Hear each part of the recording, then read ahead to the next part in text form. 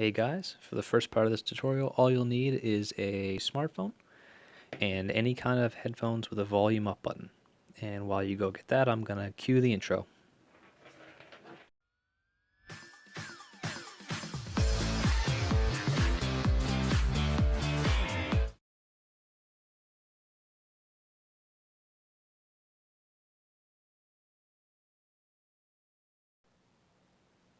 Okay, the first thing you want to do is just open up the camera app on your phone and you want to lock your exposure. So if you don't know how to do it, all you do is hold your finger down on the screen. You'll see a yellow box and it will blink a few times, and up on the top it will say AEAF lock. So that's autofocus and auto exposure. And if you don't have an iPhone, say for instance you have an Android, all you have to do is just open up your camera app, go into, I think it's Pro mode, and that way all of your features are locked, like your ISO, your aperture. You just want to make sure that each photo is consistent. So, some good things to try in your first scan could be a log or a tree, a stump, a shoe, a rock. I mean, maybe a car if it's not really reflective. Um, but just don't go scan a rock or a tree. That's all that anyone scans. And if you need that for a game, I mean, you can go and download that online. If you can, try and scan something that you know that you'll use. If you're trying to make a character, maybe you should scan someone's foot or a hand. If you want to make some kind of creature, like a sea creature, maybe you should go down to the beach and scan seashells, a crab claw, a sea urchin, anything, so you can start making your own kit bashing tools in the future. And that way, all of your scans and the libraries that you create will be your own. That's just my 2 cents. But if you really don't feel comfortable and all you have available is a rock somehow, then go ahead and scan that for your first scan, anyways. All right, now that you have your settings set up on your phone and you have your subject, if it's big, like a boulder, then you can just walk around it and take a few pictures. What you want to do is try and circle the object, so maybe you can get a full circle of you looking down on the object, one where it's kind of level with you, and maybe a shot from below. If you're scanning in something relatively small, maybe the size of your hand, you might want to glue it onto a stick and just sort of elevate it in the air. Just that way you can get around it properly. As long as you have good coverage, the size of the object doesn't really matter. It doesn't matter if it's a rock or a mountain or a toy car versus an actual, as long as it's not very reflective and you can get a clear scan, because all that matters is really the quality of the pictures. All right, so here's a quick scan I did of my friend. Um, I mean, I just sort of ran around her in a circle. And in this particular sequence, I didn't really even do an upper or a lower scan. I'll just show you the model here now. So all these blue squares, they're all separate pictures that have been aligned. As you can see, it's just one circle. I only took 64 pictures, and the texture that came out was pretty good. And if we just look up here, we can look at the underlying geometry. Or I'll just turn off the camera. I mean, it's pretty shitty up top. There's a lot of holes and stuff in it. Maybe not holes, but it's definitely kind of gritty. But the legs are pretty good here. Like, they're salvageable. We can put them into ZBrush and smooth them out. I mean, it's probably better than I could sculpt at this point. Another thing you want to kind of take note of is that each picture you want to have a decent amount of coverage. So if you look at this first picture here, right, here's the difference between each one. It's pretty small, maybe just like a few degrees, right? But like I said, 64 pictures, and we have a model like this. So all we have to do, right, is just grab this. I mean, I'm pretty happy with like the shin area up to like the knee. I can probably fix up to the upper thigh.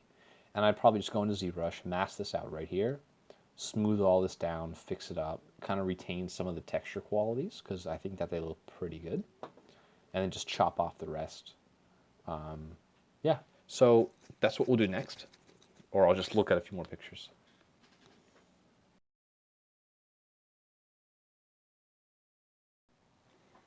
All right, so at this point, you probably already went outside. You found out whatever it is you want to scan. You probably took an image sequence, like in a circle of running around the center of the object, looking down on it a little bit, and running and taking another image sequence, and then getting a shot from below and running around. And you want to get it into Agisoft and produce some kind of 3D geometry. And if you haven't already done that, then just hit pause on the video and just run outside and do something like that now. Just a few notes. When you go outside, if it's a really bright, sunny day, just go and take pictures of whatever in the shade, right? Because you just want that consistent lighting. You don't want any hot spots. And if it's a cloudy day and there's lots of shade everywhere, then just do it out in the open, right? For the first time, it doesn't really matter.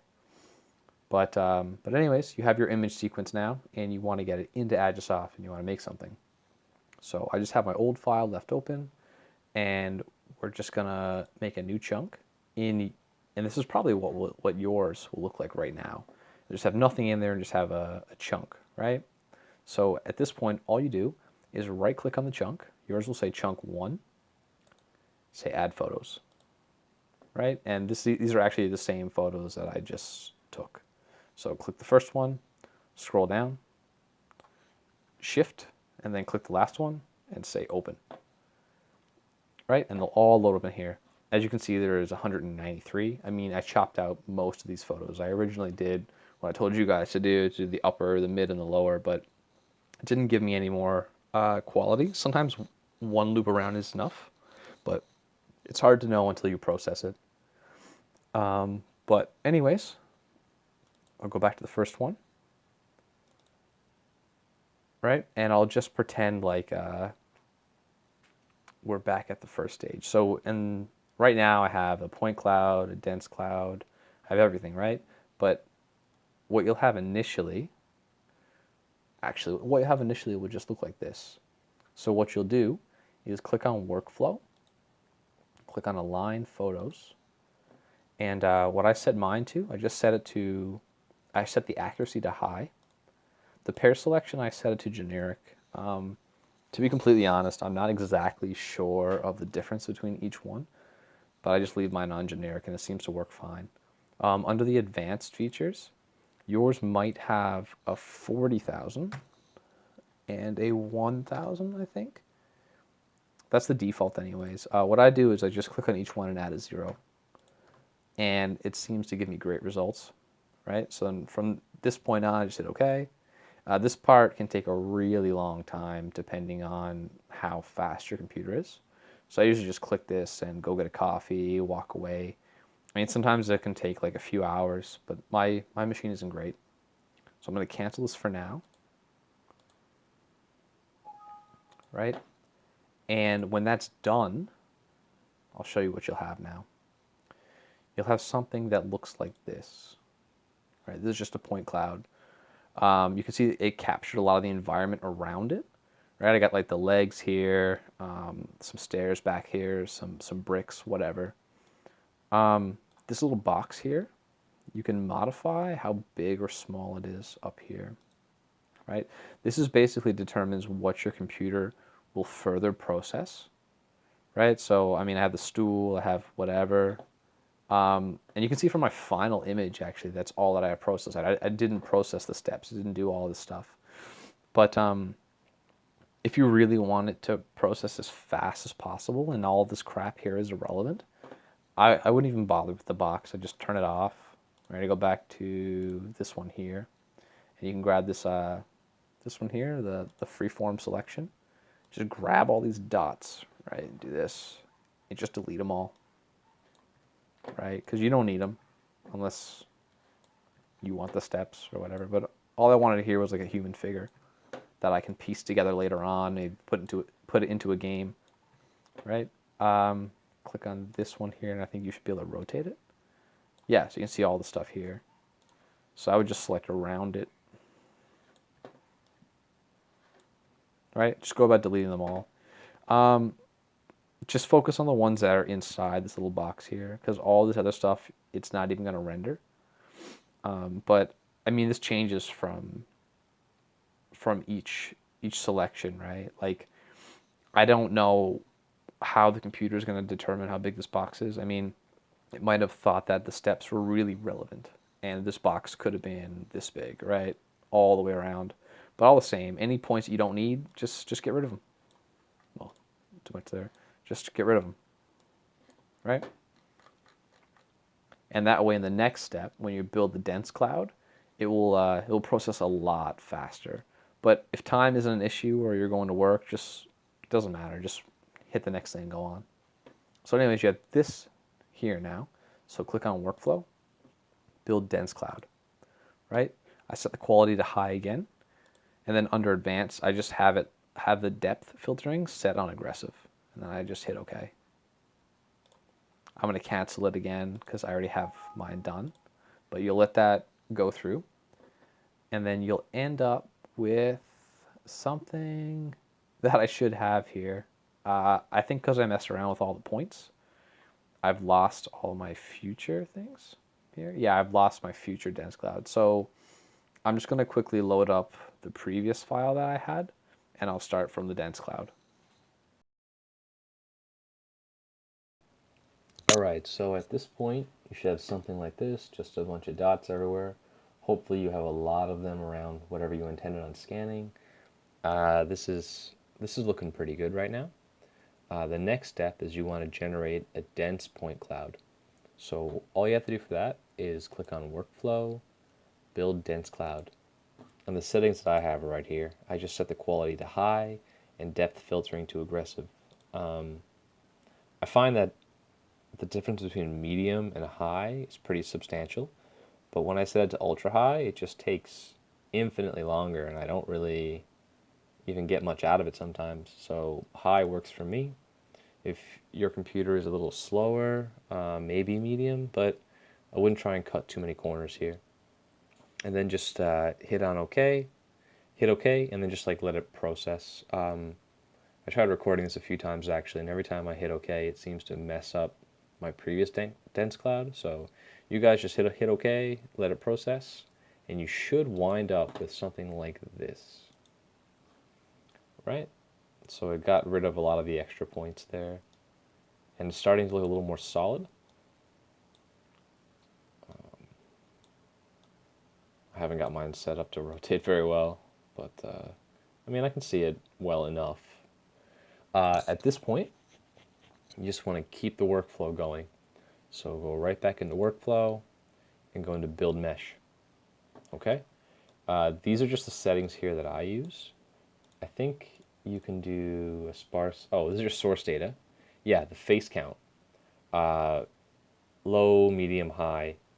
This is my 2 cents on this. Any of these could work out well depending on what you want to do, but I just set mine to custom, right? And then I just put in 0. Well, I put in face count 0. That is custom. All 0 means is the computer will take as much space as it needs to get as many accurate points as it can. So I kind of do this because I'd rather just take my mesh and clean it up in ZBrush later on. But people who don't take it into that stage, it could be a big issue. Like I don't mind my scans coming out like 2 gigabytes, right? I know it's dense, but I'll fix it up later. So I suggest you do the same if you're gonna follow this tutorial. And here are my settings here. Just copy paste them, right? Arbitrary, come from your dense, set your face count to 0, whatever. Hit OK, right? And after all that's done processing, and that shouldn't take nearly as long as your point cloud or your dense cloud, you'll come out with something like this, right? I mean, mine could have been a lot better. I obviously focused on like the shins and the knees, and they came out a little less bumpy. But you know, I'm half okay with this scan for the time I put into it. And after this, all you want to do is click on Workflow again and go into Build Textures. And here are my settings here. Just, I'm pretty sure these are just base settings. Generic, mosaic, all right? Just copy paste this, but this should just be your default. And when that's done processing, and that'll be like 2 seconds, just click on this here to see what your result looks like. Right? And I mean, it looks okay. Depending on like what your application is, like if you want a game ready model, like I'm going for, really like it, geometry plays a big role. But if you're going for like cinematics and stuff, sometimes like your textures can really cover up a lot of issues. Like I know when I looked at just the geometry, the thigh was terrible and the shin was a lot better. But with the texture on top of it, I mean, they almost look equal, right? So if you're getting into like game design or even just 3D printing, like this is kind of crappy. But if it's cinematics, I mean, it's kind of not about what is good, but what looks good, right? So that's it really. And then the last stage here is just go into workflow. Actually, no, I lied to you. Go into file. Yeah. And then just say export model, OBJ. All right, this is just the folder right here. You can name it whatever. And just save it out as an OBJ. And then you'll have all of your textures and everything applied to that OBJ. And in the next tutorial or the following one after that, we can just get into some ZBrush work and just sort of fix it up a little bit. But as far as Agisoft and scanning and everything, like this is fine. We're done this stage. All right. So I'm just going to summarize my steps like really quickly in 2 seconds, and then you can just sort of follow them and do them a few times. I did mine a few times. Like I broke the body down. I have like legs. I did a few torso scans, some hands, some separate feet scans, so I can sort of kit bash them all together. Like I'm working on just making like a female kit bash that I can just sort of play around with inside of ZBrush. I just wanted to mention an alternative as well to actually going through each of the stages in the workflow, like align photos, build dense cloud, build mesh, build texture. You can also do a batch process, which is basically like just lining up every single one of these steps. So align, build dense cloud, build mesh, and building a texture. Right? But the same thing, you got to go through all the settings, but sometimes it's nice just to do it all in the one go. I never like to do all of these at once, like align, dense cloud, mesh, and texture, because sometimes, like I said in the first stage, like all these extra dots, like the bounding box here might be way too big, and it might add on so much time onto my total processing time. So what I like to do is sort of align the photos initially. So I get something like this, like a point cloud, and I'll just select all the points and like clean it up like we did before. But as opposed to like wading through like the dense cloud and the mesh and the texture, I'll be at this point here, and then I'll just go into workflow, batch, right?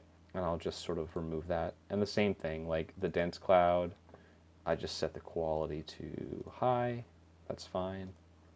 The mesh, same thing, face count, custom, 0. Right, okay, and then the texture is just default. Same, yeah. Right, and I just hit okay, and I mean, it will even save the actual photo scan project file. So set it up, hit okay, put it in your folder, and I mean, go off to work. And when you come home, like, for better or worse, it will all be done. So this is something I like to do a lot. In the next tutorial, though, I'll just go over setting up TeamViewer, and as well as like a little bit of like Lightroom.